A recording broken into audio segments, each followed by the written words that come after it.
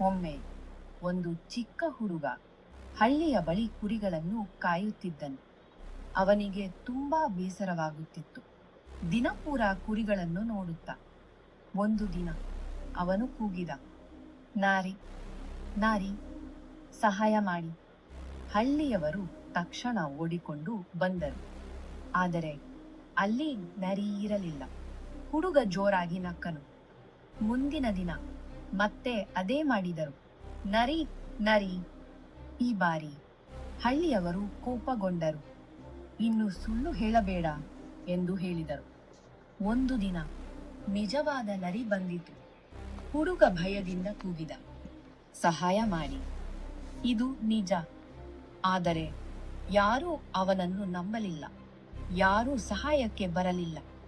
ನರಿ ಕುರಿಗಳನ್ನು ಓಡಿಸಿತು. ಹುಡುಗ ದುಃಖದಿಂದ ಅತ್ತನು.